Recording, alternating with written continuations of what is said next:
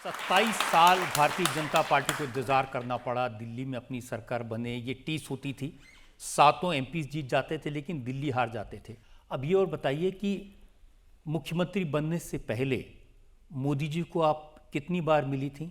मोदी जी को मैं सैकड़ों बार मिली, एक कार्यकर्ता के रूप में, एक नेता के रूप में, पार्षद के रूप में, संगठन की दायित्ववान कार्यकर्ता के रूप में।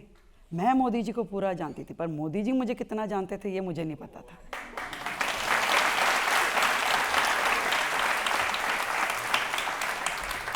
जो आम आदमी पार्टी के लोग हैं वो ये कहते हैं कि ये तो हरियाणा वाली हैं, और वो ये कहते हैं कि हरियाणा में जो गंगाराम काशीराम आड़त वाले थे उनकी पोती है, तो इसका दिल्ली से क्या मतलब?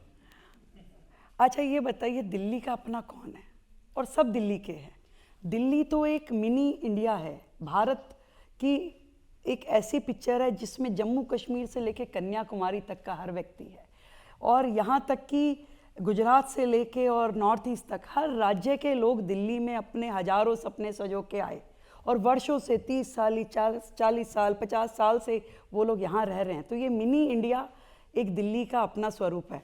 और भाई वो जो मेरे भाई साहब जो मुझसे पहले थे, जो पहले तो दिल्ली के बेटे थे, फिर वो पंजाब के पुत्र हो गए, और अब वो बिहार के लल्ला होने वाले हैं।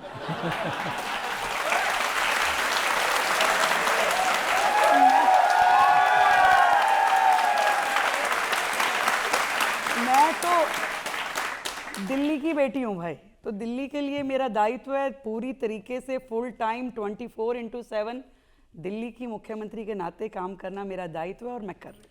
ये तो कहते हैं लोग कि पैर में चक्कर है, दिन भर घूमती हैं। मैं ये समझती हूँ कि दिल्ली के लोग देश की राजधानी होने के बावजूद भी इतने सालों में इतने ज़्यादा उनकी आशाएं श्रिंक हो गई, सिकुड़ गई, कि आज वो बड़ी बड़ी चीज़ों की उम्मीद नहीं करते। आज उनकी छोटी छोटी इच्छाएं रह गई है। वो कहते हैं मेरे घर के आगे की नाली ठीक होनी चाहिए, मेरा सीवर ओवरफ्लो ना हो, मेरे घर के आगे गड्ढे ना हो। छोटी छोटी इच्छाओं के साथ में दिल्ली ने अपने आप को सिकोड़ लिया, क्योंकि उन्होंने देखा कि जो सत्ता में थे, जो शासन में थे, वो दिल्ली के हित में कुछ कर नहीं रहे थे। तो आज उनकी आशाओं को पंख लगाने के लिए, उनकी उम्मीदों को पूरा करने के लिए मैं समझती हूँ कि दिल्ली को एक फुल टाइम मुख्यमंत्री मिलना, और वो जो इतने सारा बैकलॉग है, 27 साल से जो बैकलॉग पड़ा हुआ है, उस काम को करने के लिए मुझे दिन दूनी रात चौगनी मेहनत करनी पड़ेगी। आप कह रहे हैं वो कुछ कर नहीं रहे थे? वो तो एक बॉटल के साथ एक फ्री दे रहे थे। ये बात तो सही कही आपने। पढ़ी लिखी सरकार के पास में इतना ज़बरदस्त विज़न था कि जो पूरे देश में कहीं नहीं हुआ वो उन्होंने किया। वो उन्होंने कहा कि जी हम पानी फ्री देंगे, बिजली फ्री देंगे, और बोतल के साथ बोतल फ्री देंगे। तो जनता खुश थी, इसीलिए 2-2 बार जिताया उन्होंने। तो उसके बाद जनता को समझ में आया कि भाई इससे तो गुजारा नहीं होगा, आपको इंफ्रास्ट्रक्चर भी चाहिए, आपको शिक्षा भी चाहिए, आपको हेल्थ भी चाहिए, दिल्ली को तरक्की भी चाहिए। दिल्ली को नशे में डुबोने वाली सरकार उन्हें नहीं चाहिए थी, और इसीलिए जनता ने नाराज़ होकर उनको यहाँ से विदा किया।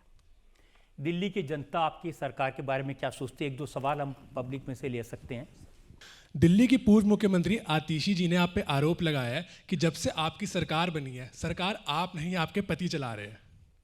पहली बात तो मैं इस सामाजिक क्षेत्र में पिछले 32-33 साल से काम करती हूँ। 3 बार निगम पार्षद, 3 बार विधायक का चुनाव, 2 बार दिल्ली विश्वविद्यालय छात्र। मेरे काम को कोई और करे, मुझे ऐसी ज़रूरत नहीं है। पर हाँ, मेरे साथ में मेरी टीम के रूप में हजारों कार्यकर्ता जुड़ करके काम करते हैं। आज वो पार्टी के लोग भी हैं, आज वो RAA के लोग भी हैं, आज वो परिवार के लोग भी हैं। तो भाई परिवार का सदस्य होना ये तो नहीं कहता कि आप सहयोग नहीं कर सकते। तो जैसे हजारों कार्यकर्ता मेरे साथ जुड़े हैं, ऐसे ही मेरे परिवार के सदस्य भी मेरे साथ जुड़े हैं, और मिलकर काम करते हैं। रेखा जी, ये सही है कि जिस समय शादी हुई थी उसके बाद में कुछ समय के लिए आप पब्लिक लाइफ छोड़ के घर बैठ गई थी, परिवार की जिम्मेदारी? रजत जी, मैं तो एक ऐसे परिवार से आई हूँ जहाँ पे जब मैंने दिल्ली विश्वविद्यालय छात्र संघ का चुनाव लड़ा, पहले दिल्ली यूनिवर्सिटी की सेक्रेटरी बनी, तब तक मेरे परिवार में पता नहीं था कि ये क्या होता है। जब प्रेसिडेंट बनने के लिए पार्टी ने कहा कि चुनाव लड़ना है, तो मेरी माँ ने कहा, अरे भाई ये राजनीति बनियों के बच्चों का काम तो बिल्कुल नहीं है, और लड़कियां तो बिल्कुल इसके लिए अलाउड नहीं है। और उसी तरीके से जब शादी हुई तो वहाँ पे भी लगभग ऐसी ही मानसिकता थी कि भाई ठीक है, सीधा साधा जीवन हो, अपने घर गृहस्थी संभालो।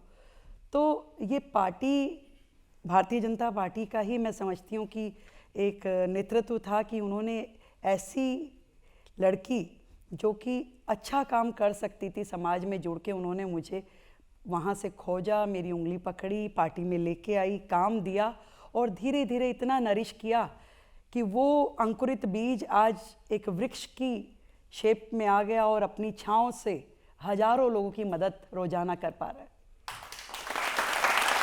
अब मैंने सुना है कि आप देश में जहाँ भी जाती हैं वहाँ महिलाएं ज़रूर आपके पास आती हैं और उनको लगता है कि हाँ, इनसे इंस्पायर हो सकते हैं। देश की आधी आबादी, आप ये देखिए बहनें बैठी हैं, आज उन सबको जरूर ऐसा लगता होगा कि रेखा गुप्ता मुख्यमंत्री नहीं बनी, उन्हें लगता है कि हम मुख्यमंत्री बने।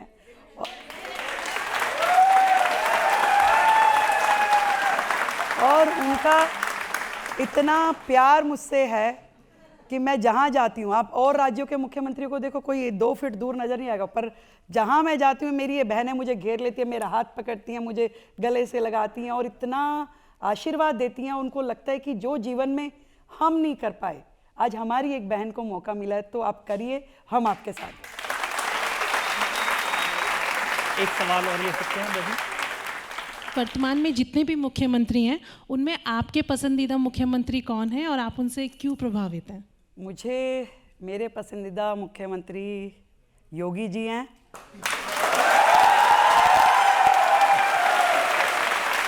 और